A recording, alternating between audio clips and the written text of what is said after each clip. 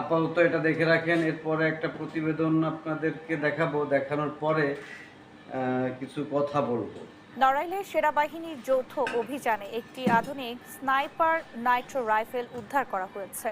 কালিয়া উপজেলার পুরুলিয়া গ্রামে রাত 11:30 থেকে সোমবার ভোর 4টা পর্যন্ত অভিযান চালিয়ে সেনা সদস্যরা রাইফেলটি উদ্ধার করেন। সেনাবাহিনী জানায়, অভিযানের সময় স্থানীয় সোহানের বাড়ি তল্লাশি করে তার বিছানার নিচ থেকে অস্ত্রটি উদ্ধার করা হয়। টেলিস্কোপিক সাইট ও সাইলেন্সার যুক্ত 4.5 ক্যালিবারের স্নাইপার রাইফেলটি ব্যবহার করে সে এলাকাবাসীকে হুমকির মুখে ফেলছিল। অভিযানের খবর পেয়ে সোহান ও তার বাবা আগেই বাড়ি ছেড়ে পালিয়ে যান।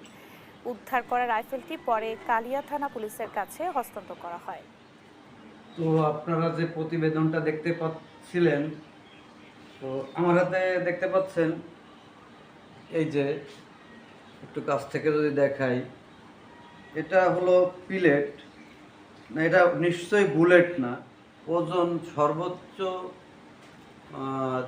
3 থেকে 4 গ্রাম। নিচে একটা এয়ারগান, যেটা পৃথিবীর সব থেকে ছোট পিলেট ইউজ করা হয়, অর্থাৎ এটা। এবং সেই যে পিলেটটা ইউজ করা হয়, এটা আপনার 0.177 ক্যালিবারের একটা এয়ারগান। সুবিধার্থে আমি এর কয়েকটা পিলেট সংগ্রহ করেছি।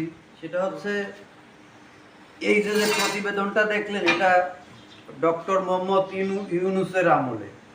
তো আমার কথা হলো এইটাকে নিয়ে, এটা আমাদের পারিবারিক একটা ঐতিহ্য। কয়েক পুরুষ আমরা এটা ব্যবহার করে আসতেছি। প্রতি বছর একটা নির্দিষ্ট সময়ে কালী পূজা হয়, তো সেই দিনকেই মূলত আমরা এটা ব্যবহার করি। এবং এটা ওই একদিনই বের করা হয়, পরে আবার এর একটা রাখার জায়গা আছে, সেইখানে রাখা হয়। তো ওই প্রতিবেদনটা যেহেতু একটা এয়ারগান নিয়ে, তারে স্নাইপার রাইফেল, তার টেলিস্কোপি, তার কি সাইলেন্সার, এই মানে যা বানানো দরকার তাই বানাইছে। এবং ওইটা দেখে ভয়ে এটাকে মাটির নিচে রাখছি, যে যদি এইটা একবার দেশীয় অস্ত্র হিসেবেও যদি আমাদের কাছ থেকে নিয়ে নেয় বা নিয়ে নিত, এখন হয়তো আর যেহেতু একটা গণতান্ত্রিক সরকার আসছে, এরকম ভয় নেই। তাই আপনাদেরকে দেখাচ্ছি।